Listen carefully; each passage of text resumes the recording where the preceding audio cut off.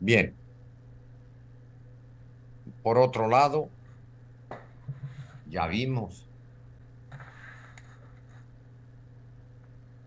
qué es lo que iba pasando conforme nos acercábamos a nuestra realidad. Y entre esas cosas, vamos a ver ya qué pasa con los rayos solares cuando inciden sobre cierto tipo de superficie.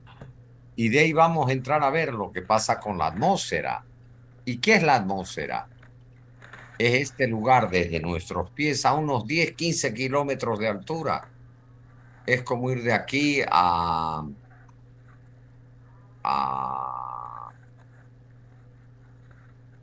a Viru Viru y proyectarlo hacia arriba. La capa donde tenemos oxígeno es bien delgada cuando la proyectamos en la vertical. ¿Ok? ¿Y quién me puede decir cómo se llamaba o cómo se llama la cantidad de radiación solar que recibimos en la alta atmósfera? A ver, Samira, marcate tu punto. Constante solar, doctor. Muy bien, Samira. Eso es la constante solar. Son aproximadamente, creo, 1650 vatios por metro cuadrado. Tienen que ver que lo que irradia el sol allá lejos, producto de la combustión del hidrógeno en el núcleo del sol y esas llamas que lanza, son aproximadamente 65 a 70 uh, kilovatios por metro cuadrado. Y a nosotros apenas nos llegan 1650 a nuestra superficie. Eh, vos, Samira, sos la dementora, ¿no? La titular es Lorena, doctor. Yo soy la suplente. Bueno, como suplente, ponete más 2 puntos sobre la nota final. Ya, doctor. Gracias. Le decía a la titular, ¿dónde está Lorena? Se ha ido a tomar café. Buenas tardes, ingeniero. Digo, Ah, bueno, doctor. Lorena, ponele más 2 puntos a Samira. Ya, doctor. Ya la noté. Muchos no se acuerdan de eso, pero es importante. Y fíjense ustedes, estamos muy lejos del Sol. Emite cerca de 70 y aquí nos llega 1,5. Pero eso es suficiente. Si estuviéramos más cerca, nos cocinábamos y más lejos nos enfriáramos. Ok, bueno, empezamos. Ya nos pasamos con los minutos. Ah,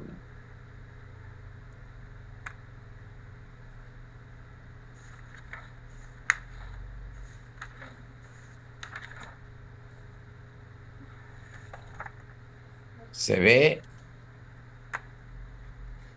Sí, doctor. Bien. Fíjense ustedes que la radiación la medimos en unidades de potencia. La caloría es una unidad de energía, como lo es el julio. Dividida entre minuto es una unidad de potencia, porque la potencia es la rapidez con la que se hace trabajo, con la que se da energía, sobre una unidad de átomo. Aquí vamos a ver cómo varía la radiación global directa sobre un plano horizontal. Es decir, cuando los rayos vienen perpendiculares sobre esa superficie. ¿Ok?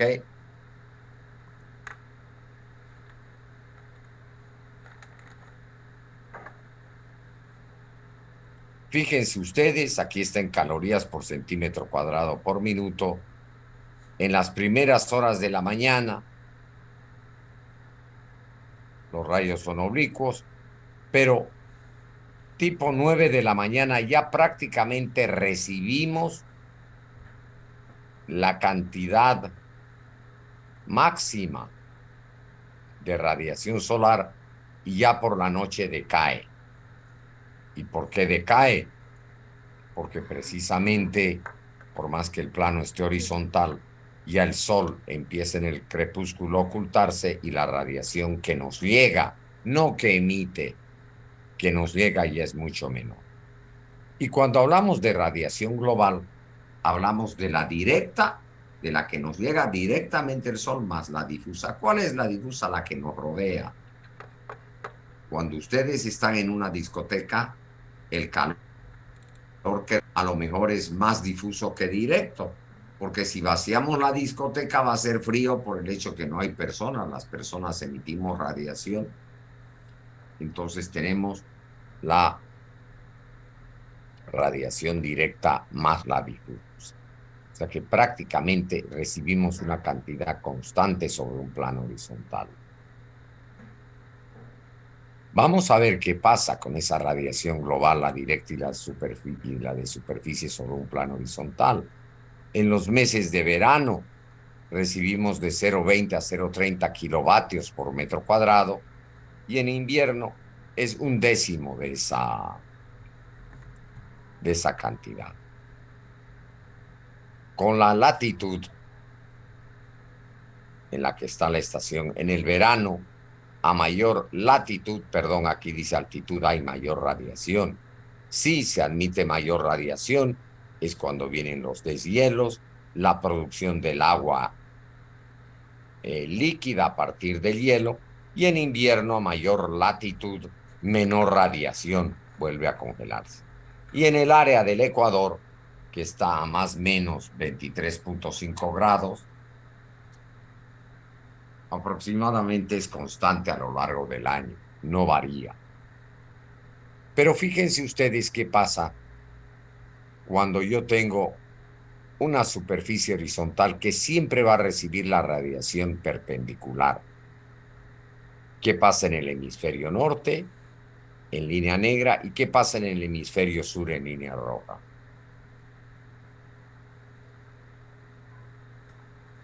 En nuestro hemisferio, el verano se inicia en diciembre, enero y dura hasta febrero. Ahí lo tenemos. Recibimos la máxima a los 0,30. Y en invierno, los meses de mayo, junio, julio y agosto, estamos recibiendo del orden de 0,09. Lo opuesto ocurre en el hemisferio norte. En verano, en los meses de verano, junio, julio y agosto, recibe 0,35 kilovatios por metro cuadrado en la superficie ya aquí abajo y en invierno pues recibe muy poco. Ahora aquí viene lo interesante. Esto es sobre una superficie horizontal. ¿Qué pasa si yo lo hago sobre una superficie vertical? Va a depender si estoy en el hemisferio norte o en el hemisferio sur. Fíjense ustedes, si estoy en el hemisferio sur, como el nuestro, y la pared está orientada hacia el norte, este es el hemisferio sur, prácticamente en nuestro verano, esa pared va a ser más fresca. Fíjense, aquí en vez de recibir 0,35, que recibe en verano, va a recibir 0,04. Y en invierno, de nuestro hemisferio, en vez de recibir 0,09, esa pared va a recibir 0,25. Lo opuesto ocurre en el hemisferio norte. En el verano del hemisferio norte, que es junio, julio y agosto, van a recibir muy poca. En el hemisferio norte, en las paredes orientadas hacia el sur. Y cuando les toca su invierno, van a recibir más. Es por eso que aquellas áreas de nuestra casa orientadas en el hemisferio sur hacia el norte van a ser más frescas en verano y más calientes en invierno, directamente por efecto de la radiación solar. Igualmente en el hemisferio norte, las casas orientadas hacia el sur van a ser más calientes en invierno y más frescas en verano. Las estancias o habitaciones que tengamos orientadas a esa.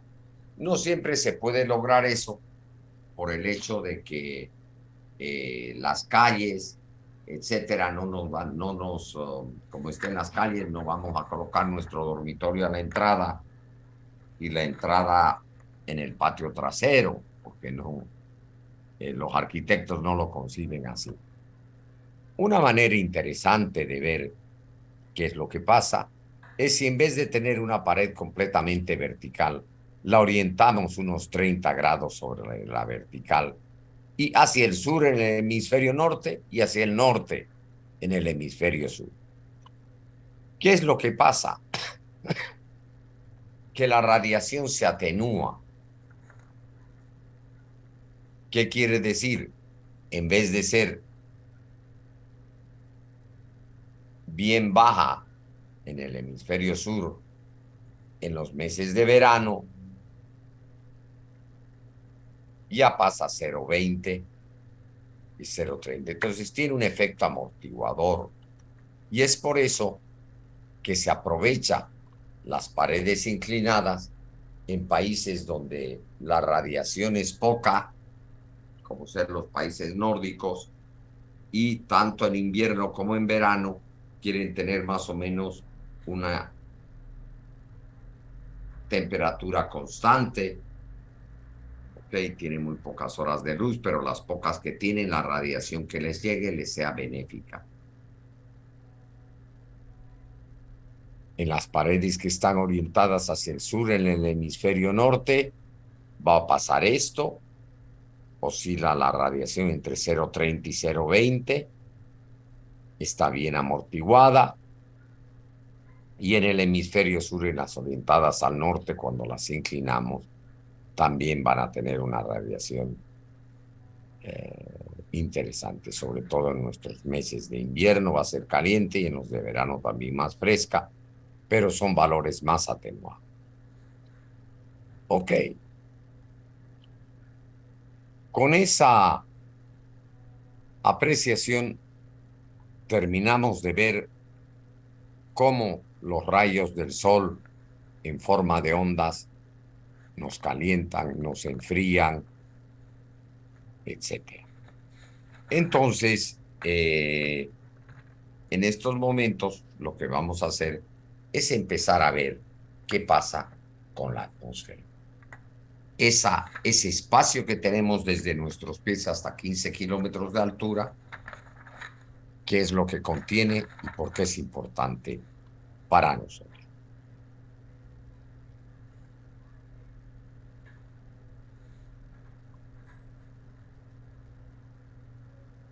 Ok. ¿Qué es la atmósfera para nosotros? Ese espacio. En primer lugar, va a ser un enorme depósito de vapor de agua. ¿Por qué? Porque toda la evaporación, todo el agua que se evapora de las grandes superficies y de los océanos, al único sitio donde puede irse es a la atmósfera. Ese es agua en forma de vapor y el agua en forma de vapor se le llama también agua atmosférica. ¿Por qué? Porque está en la atmósfera. Y ese espacio que tenemos, que es la atmósfera, sirve de sistema de transporte y distribución precisamente del agua atmosférica por encima de la superficie de la Tierra y los océanos. Las corrientes aéreas y los vientos las trasladan de un lugar a otro. Aquí el agua que nos llueve a nosotros no es agua que se ha generado en Bolivia. Es muy posiblemente que se haya generado en el Océano Atlántico, más allá, más cerquita del Paraguay, o el norte de la Argentina, y nos entró por ahí, viene y nos cae aquí. Y como guarda vapor de agua, se convierte en un gran colector de calor. Ese gran colector de calor que nos llega durante el día, durante la noche, ese calor empieza a redistribuirse y hace que las temperaturas dentro del planeta no sean extremas, no varíen de una manera extrema, tal que no permitan la vida tal cual la conocemos. Entonces, fíjense, esto es lo que es la atmósfera. Prácticamente es desde nuestro suelo hasta arriba, pero para el objeto que tenemos nosotros, es decir, para el oxígeno que guarda, las tendremos unos 10, 15 kilómetros o 18 kilómetros por donde vuelan los aviones. Los aviones vuelan alto, vuelan a unos 10 kilómetros de altura, que son 30.000 pies.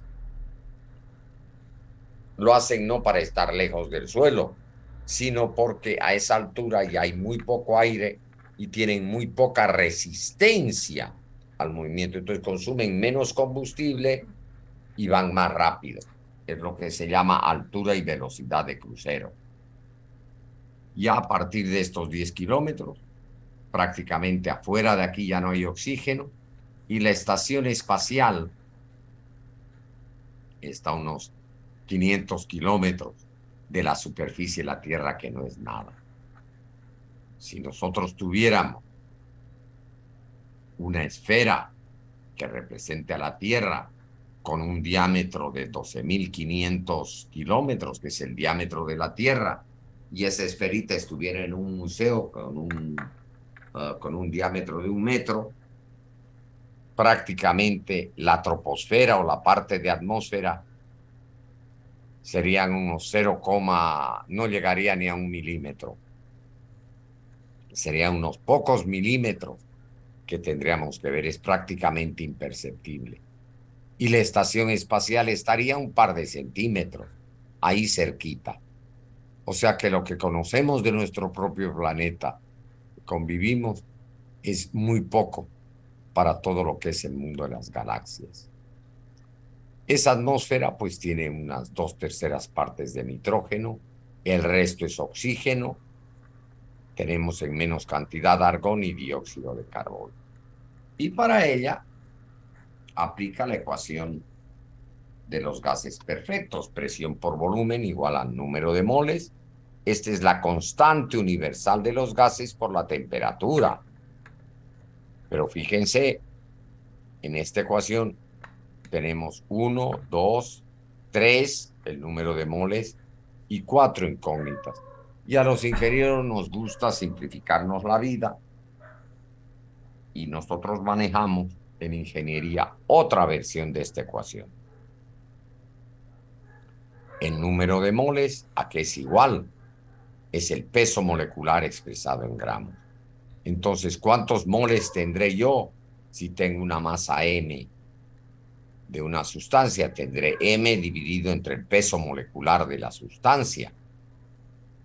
Si yo divido esa masa entre el volumen, tendré la densidad, y si divido la constante universal de los gases entre el peso molecular del gas, tendré la constante específica del gas. Eso me lleva a tener una ecuación que me dice que la presión es igual a la densidad por la constante específica del gas por la temperatura. Tengo solo 3 incógnitas: la presión, la densidad y la temperatura. ¿Y qué pasa con estas 3 variables? La presión y la temperatura, como ustedes habrán aprendido en hidráulica 1, disminuyen con la altura. Cuando vamos a La Paz o a Cochabamba, la presión atmosférica disminuye y a nosotros se nos sube la presión. ¿Por qué? Nuestro cuerpo, al tratar de entrar en equilibrio a la nueva presión que ha bajado, nos sube la presión. Remedio: tomarse un dedito de whisky. Así, no así. Samira le tira botellas de Singania y regula su presión. Ok. Siguiendo con el tema de por qué la atmósfera es importante para nosotros, ese contenido de vapor, de agua, de la atmósfera, lo medimos nosotros en algo que se llama humedad específica. Y sería el peso de vapor de agua que tenemos por metro cúbico de aire atmosférico. Esa cantidad va a variar con el tiempo y el espacio y con la altura. A mayor altura será menor, ¿ok? Porque la masa va a disminuir. Y si la temperatura disminuye y la presión disminuye, esa densidad también va a disminuir. Entonces, el peso de vapor de agua por metro cúbico de aire en los polos va a ser menor que en el Ecuador. ¿Por qué? Porque en esas zonas es más seco, hay menos vapor de agua. Y el campo vertical de la temperatura, ya les he dicho que disminuye. El gradiente es negativo, va disminuyendo, ya sea por conducción o convección. ¿Ok? Fíjense ustedes que lo que existe es inversión de temperatura. En capas cercanas al suelo, el valor de la gradiente. ¿Y qué es una gradiente? ¿Quién me puede decir lo que es un gradiente? No es una grada con dientes, por si acaso.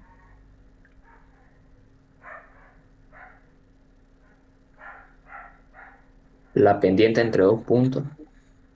No. Bueno, también. Pero una gradiente en sentido físico es la variación de una variable en una dirección. Carla Lorena, ponele punto menos a todo el curso. Eso es de... Están ya en tercero de ingeniería.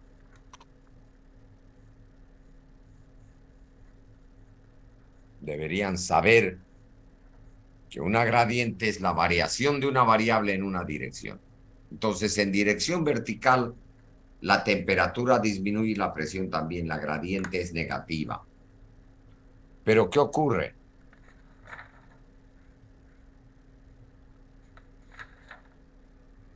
Ocurre algo que se llama inversión térmica. ¿Qué es la inversión térmica? Fíjense ustedes en la troposfera, en esos 10, 12 kilómetros que nos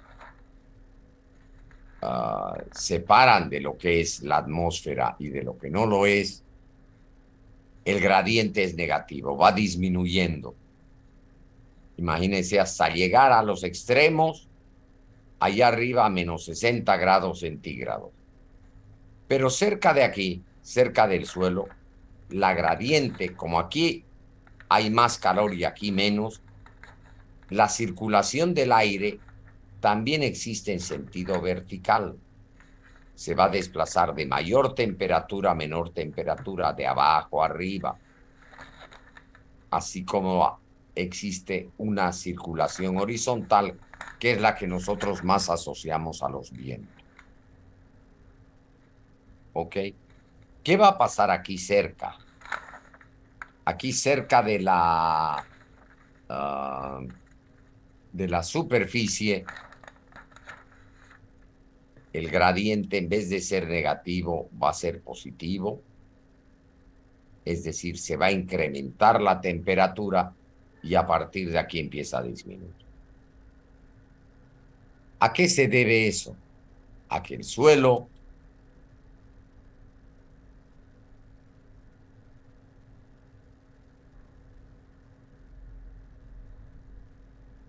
durante el día se calienta y de noche cuando se enfría, el suelo empieza a ceder calor para equilibrar eso y aquí se calienta y tenemos un efecto de lupa.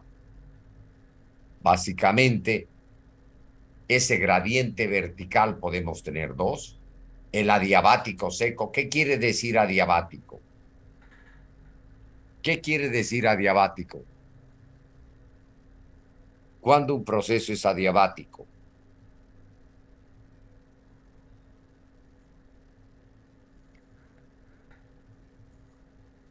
Cuando no intercambia su calor con su alrededor. Exacto, no, cuando no intercambia energía con los vecinos.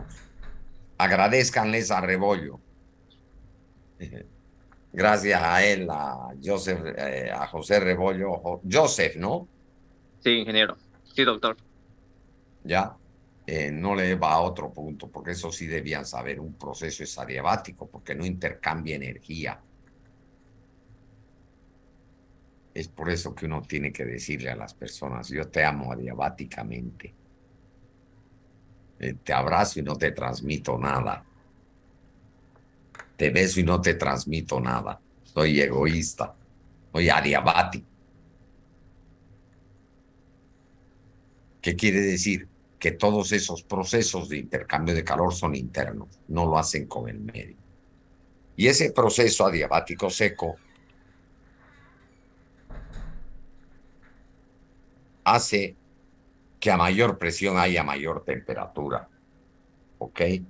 ¿Qué quiere decir? Cuando el aire no saturado pasa a un nivel de cierta presión a un nivel de mayor presión, entonces esa partícula disminuye de volumen y al disminuir de volumen se comprime y ese trabajo de compresión se convierte en calor.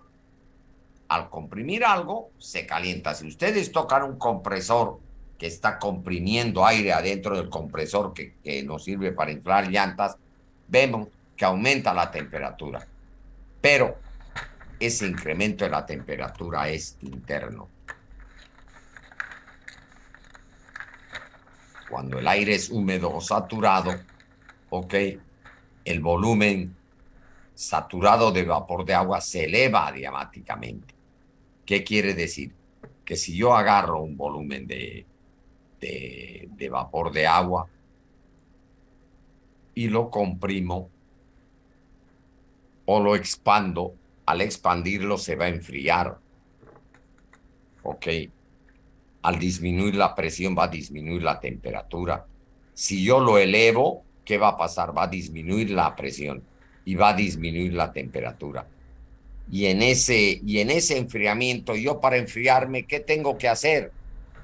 Tengo que liberar calor. Si yo le doy un abrazo a Samira, ¿ok? Y Samira está más fría que yo le tengo que ceder calor, pero el proceso no es adiabático. ¿Por qué? Porque lo estoy cediendo al medio. Si se queda interno, yo libero calor interno. ¿Ok? Me enfrío. Es como uno dice, me voy a tomar un café. El gradiente pseudoadiabático no lo vamos a ver. Y con ese tema, fundamentalmente, que hemos visto en la atmósfera. ¿Por qué es importante la atmósfera? Contiene gran cantidad de vapor de agua. Es el vehículo para que el agua atmosférica se transporte de los océanos a los continentes, etcétera. Y luego es un gran colector de calor. Colecciona ese calor y lo reparte. En lo que sigue, voy a hablarles un poquito en los siguientes 15 minutos para estar a tono con el otro grupo de lo que es la humedad.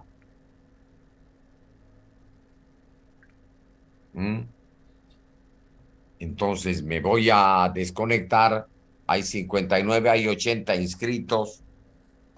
Díganles a sus compañeros que vengan. Hay muchos que dicen, no, yo ya vi la materia, no voy a ir. De año a año, yo no repito preguntas.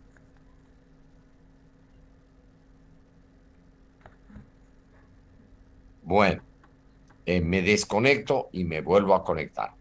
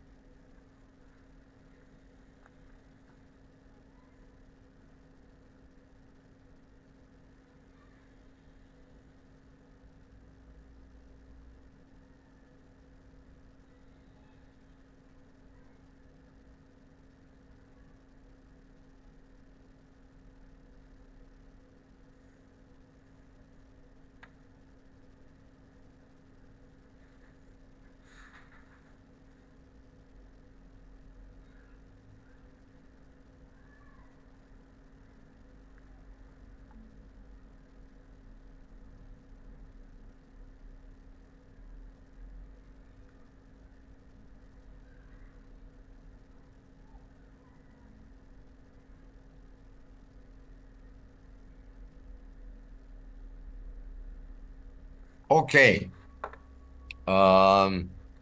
Déjenme pegar una miradita a caras nuevas. Escalante Márquez, recién te has incorporado ya.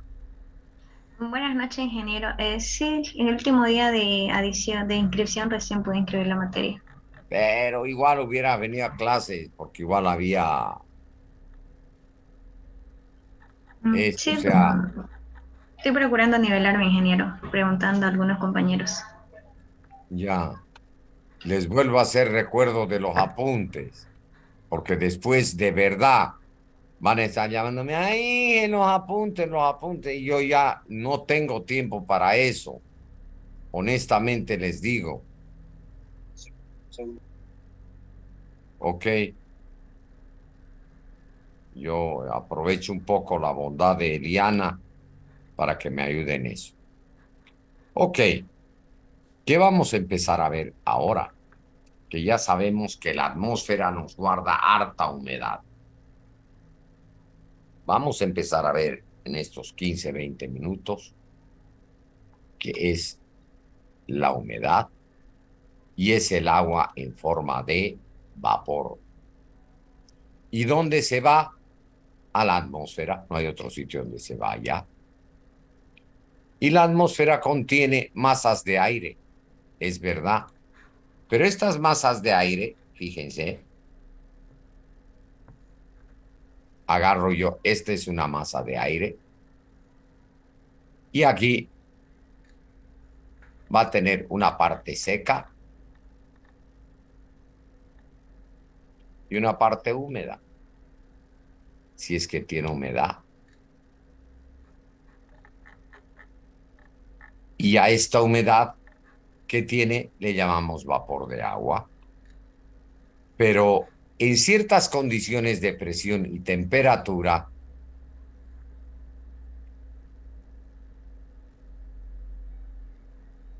hay una cantidad máxima que un volumen de aire, todo esto es aire, que puede existir. Hay una máxima cantidad de humedad que existe dentro del aire. ¿Ok? Hay una cantidad máxima de vapor de agua. No es que en un volumen de aire, uy, yo lo pueda llenar y llenar y llenar hasta que esto no. Y vamos a ver cosas interesantes.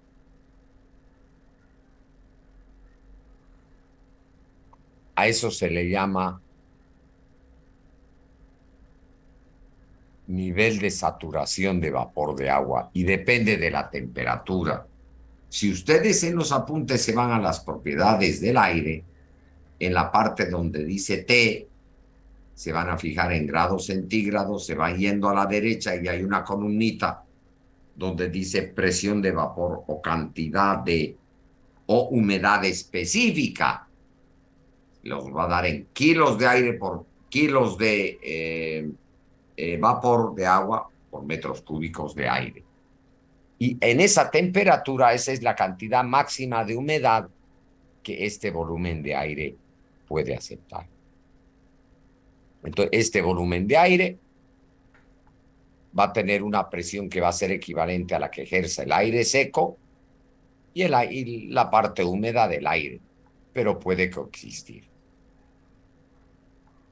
Y fíjense ustedes, si yo hago uso de esa relación que ya les dije antes, de que la presión es igual a la densidad, a R, prima, porque ya no es la universal de los gases, sino la específica del gas ITE. Fíjense que esto es importante. Muy posible que esta fórmula no la encuentren en otro texto. La humedad absoluta es la masa total de agua que existe en el aire por unidad de volumen. Como es una densidad, de aquí de esta densidad despejo la presión y la divido entre R subprima T, la temperatura, y obtengo esa densidad de masa de vapor de agua que existe en el aire y la voy a expresar en gramos por centímetro cúbico. Así está en esta ecuación. Aquí he puesto la presión de vapor, esta de aquí, en milibares. ¿Por qué? Porque es la unidad en la que si yo llamo a Sana, le digo, me da por favor la presión del aire en milibares, me va a decir tanto.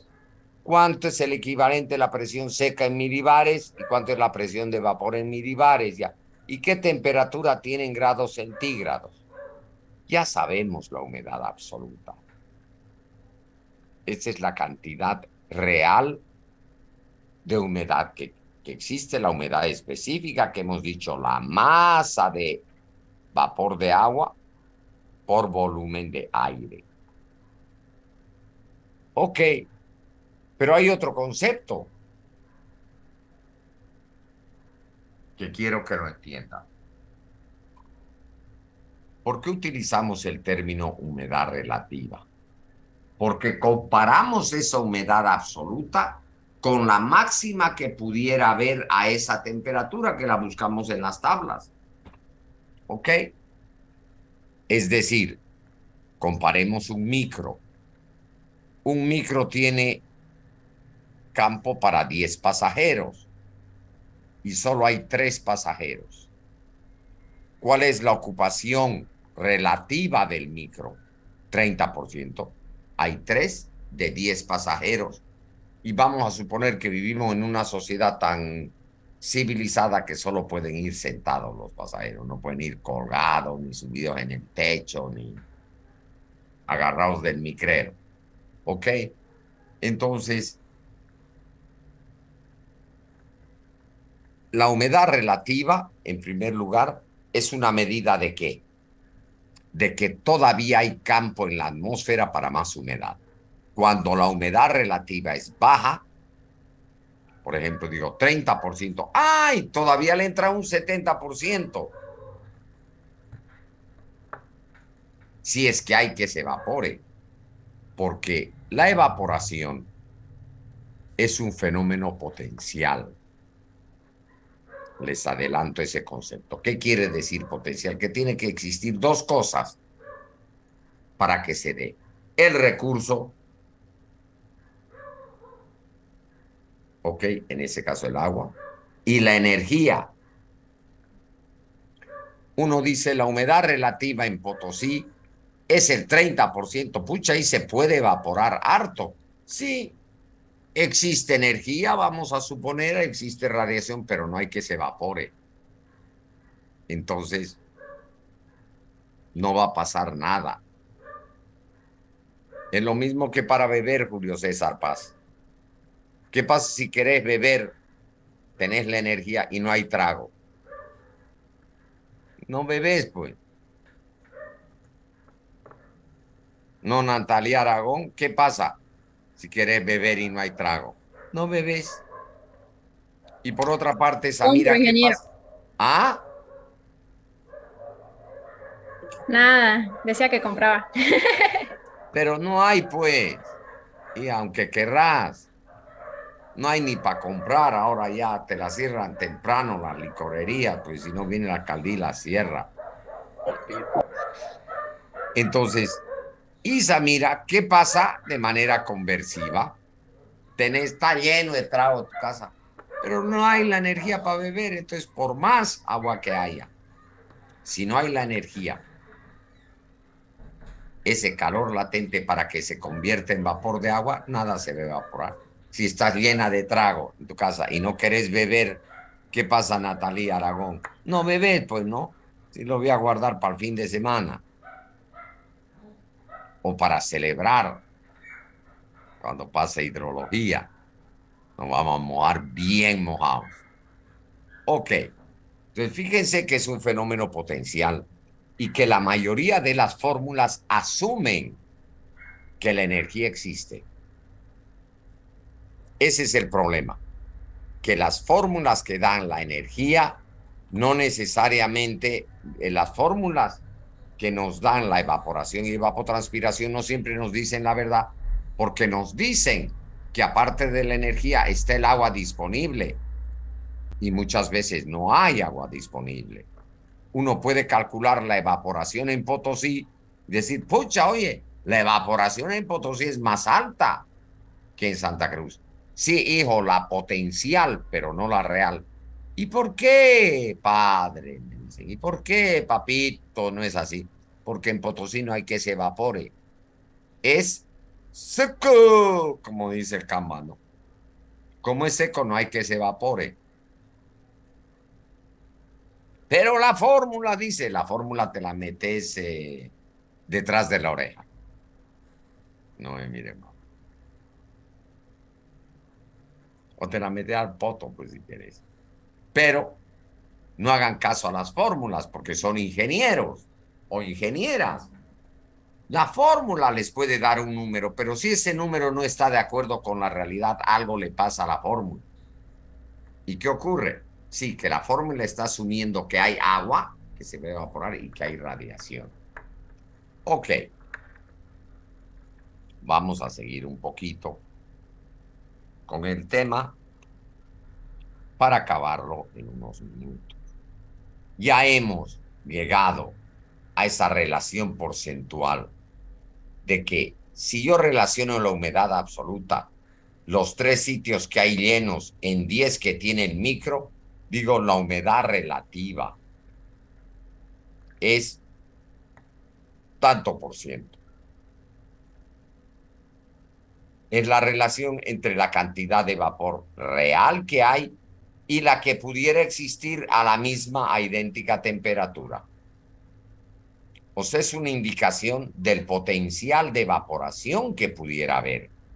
Porque si yo digo, pucha, si esto está al 30%, le pueden entrar 70 más de humedad.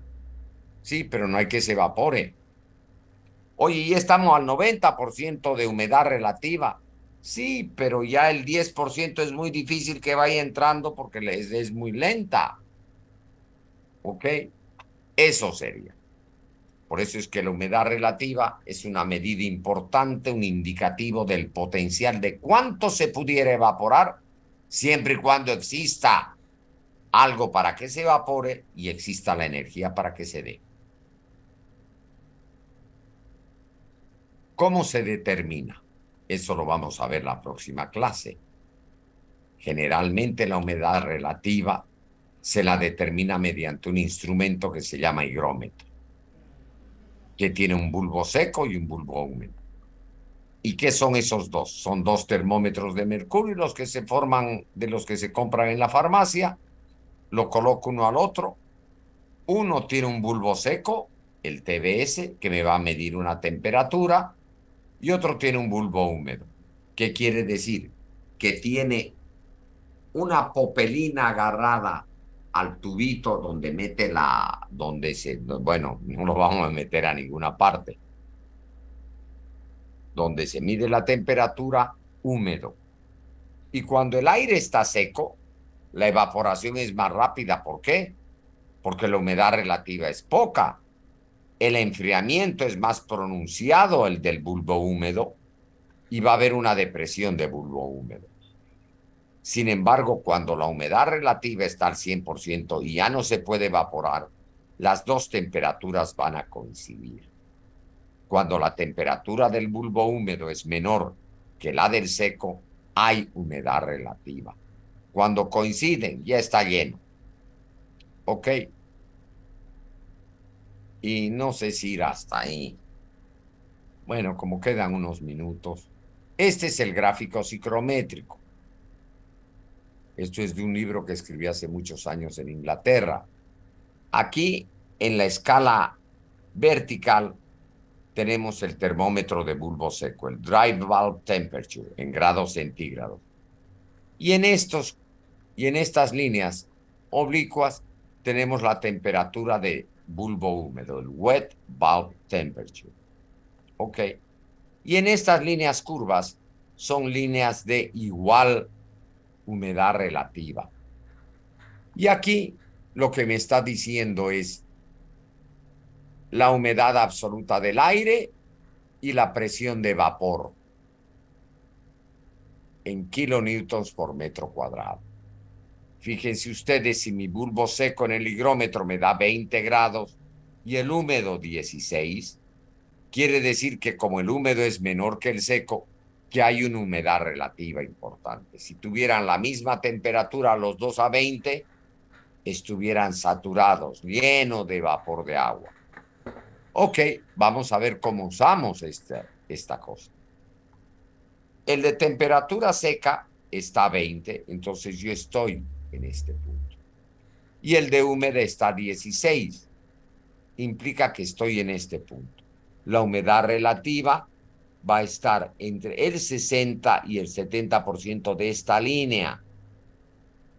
Vamos a suponer 68%.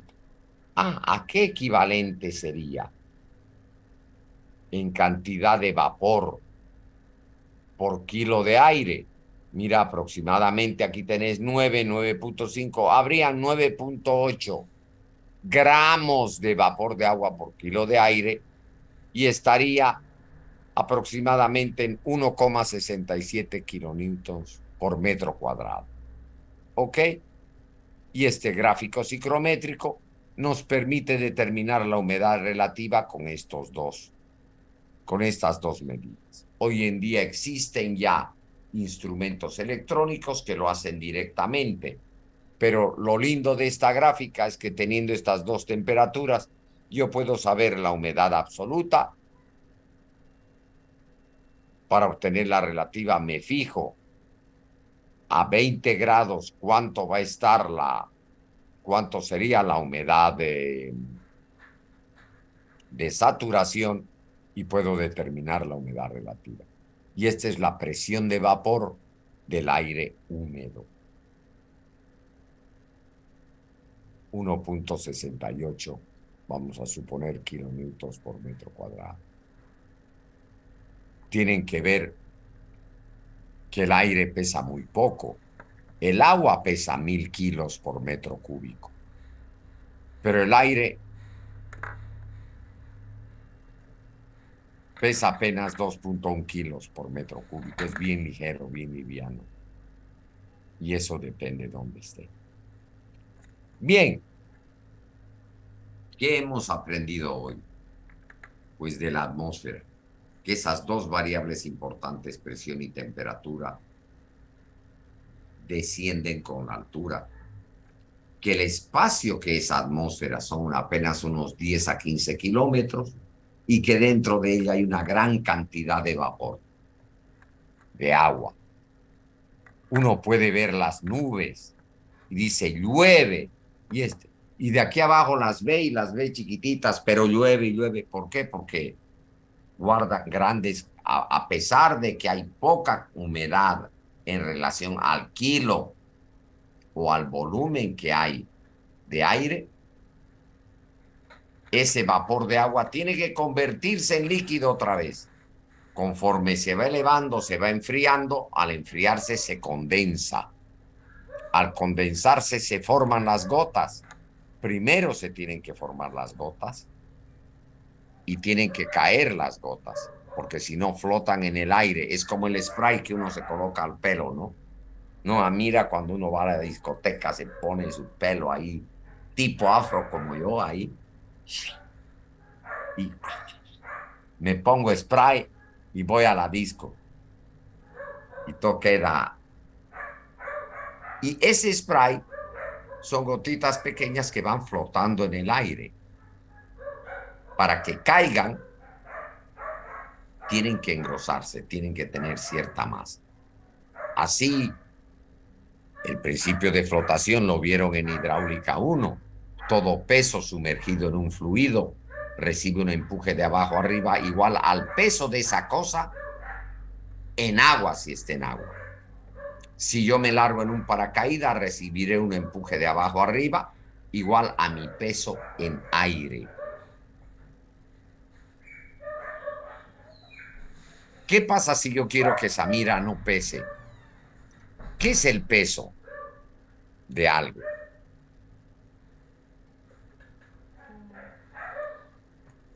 Es el efecto de la gravedad sobre nosotros. Pero si no queremos que la gravedad tenga efecto sobre nosotros, yo la alzo a Samira y ¡pic! Salto al vacío con ella. Y no va a pesar. porque los dos estamos cayendo bajo la misma aceleración de la gravedad, nuestra velocidad relativa va a ser cero. ¿Qué cae más rápido? ¿Mi encendedor o una bola de hierro? Lo suelto al piso. A ver, Noemí. Una bola de hierro, doctor. Al mismo tiempo. Tiene más peso. La bola Ambas de caen hierro. al mismo tiempo. Las Ambas. dos caen al mismo Las dos tiempo, caen al doctor. mismo Las tiempo. dos caen al mismo tiempo. ¿Quién dijo las dos caen al mismo tiempo? Yo, al mismo tiempo. Yo, Sí. ¿Vos, Lidia? Al mismo tiempo, dije. y yo Ya, en general. ponele punto a Lidia y punto a Fabiel Ramos. Las dos caen al mismo tiempo. Porque la gravedad es la misma. Ay, pero es que el hierro pesa más. ¿Qué te interesa el peso? La atracción de la gravedad es la misma. Es por eso que si yo agarro a Samira y quiero que no pese, como su peso es el efecto de la gravedad sobre ella, tengo que destruir la gravedad. Salto de un avión con ella en brazos. Le digo, mira, no pesas, Samirita. Es que usted es muy fuerte, doctor. Va a decir, no, hija. He destruido el efecto de la gravedad. Obviamente, cuando caigamos a tierra nos vamos a sacar la mugre los dos, porque vamos a impactarla cerca de unos 280 kilómetros por hora. Nos van a recoger en cucharilla, pero al menos no pesas. Ese es el peso, es el efecto de la gravedad. Si yo no le sumo la gravedad a las cosas, no pesaría. Una cosa es masa y otra cosa es peso. Lidia, ¿y quién te enseñó eso? A ver, ya tu risa me lo dice todo. ¿Quién te enseñó eso? ¿Ah? Doctor. Bien, Lidia, bien. Ahora te has sacado un puntito. Pero Samira no lo sabía, ahora ya lo sabe. Lo importante es que lo sepa. ¿Ok? Bueno. Bien, yo creo que es un buen punto para parar. Saben determinar humedad relativa. Y en el fondo la humedad relativa, mira, Miguel Beizaga se ha puesto ahí su mundo. Y esa pequeña cosita blanca que se ve detrás de Miguel, esa es la atmósfera. La pequeña cochinga ahí que rodea al mundo, eso es la atmósfera. Es lo que nos separa del espacio sideral y nosotros. Esa pequeña cochinga de kilómetros, esa es la atmósfera. Bueno, pórtense bien y nos vemos Buenas tardes, el doctor. lunes. Doctor, perdón que lo corte. Sí, Miguel. Quería hacer una consulta antes de que acabe la clase. Bueno, eso de monografía. Él no puede contactarme con su persona y tenemos una semana para presentar el perfil. No sé si puedo sacar alguna duda. ¿Perfil de qué? De monografía. Ah, ya es para la para monografía. No, llámame. Llámame, decime, pagame un mensaje. Soy Miguel Beizaga. Yo encantado te doy un tema para la monografía del no hay problema. Entonces, pero mejor lo charlamos. Llámame y déjame un mensaje. Ya. Así yo sé que sos vos. Muy bien. ¿Y Muy quién bien, te dio doctor, mi muchas teléfono? No, doctor, con usted hablamos, no lo tengo su número. Hablamos ya, hace bueno, unos pero meses. lo sabes. ¿Sí te acuerdas? Ya, El sí, número sí, no. Miguel, sí. Sí, pero te perdiste. Sí. No, con gusto. Sí, pero no hay ningún no problema. contactarme con usted, doctor. Ya, no eso, fue que me perdí. Eso lo tratamos, no te perdas. Bueno, Natalia, Ya. no te vayas a chupar, por favor, en tu casa nomás. Ya, si compras, avísame. Así yo compro otro poquito Pero nosotros los flacos, pues, con poco caemos, Natalia. O vos sos de aguante. No, yo antes aguantaba harto. Ahora ya con unas 6 chelas estoy medio queriendo meterme bajo la mesa para dormirme. Bueno, hijos, Pórtense bien, es miércoles todavía, mitad de semana. No chupen mucho y cuídense harto. Y avísenles a los compañeros que van a adicionar. No interesa que vayan viniendo, porque ya el curso ha agarrado una dinámica y se están perdiendo las partes más importantes. Por ejemplo, ¿qué te llamas Escalantes? Que ahí no aparece tu nombre. Y Noemia, vos recién también estás viniendo, Noemí. Y se han Buenas noches, perdido lo más ingeniero. importante, que es el meneo y el ubicatex. Buenas noches, ingeniero. Yo voy a adicionar la materia, pero sí estoy participando de la clase. Ah, ya, bien, te felicito, Noemí. Nadie te va a votar, ¿no? Lo bueno Eres es que ingeniero. la van a adicionar bien, tienen intención de adicionarla bien. Empiecen a venir, no es, ¿qué importa que la adicionen después? Pero ya vengan, porque lo triste es después decir, no vine a clase porque no la había adicionado, no importa. Vienen a clase, se benefician de la clase porque después es peor. Bueno, ya me avisas, Natalie, qué tengo que llevar.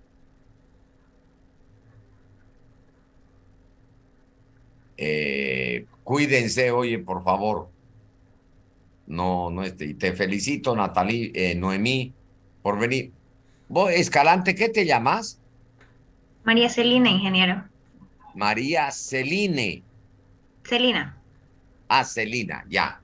Es que ahí aparece Escalante Márquez y voy a decirle, Sargento Escalante, Teniente Escalante, estamos todos como militares ahí. Ya, Celine. Entonces, la idea es esa. Díganles a sus compañeros, la vas a adicionar, inscribid, anda, no importa, ya cuando la adiciones, la adicionás, pero no te perdás las clases, eso es lo importante. Bueno, pórtense bien.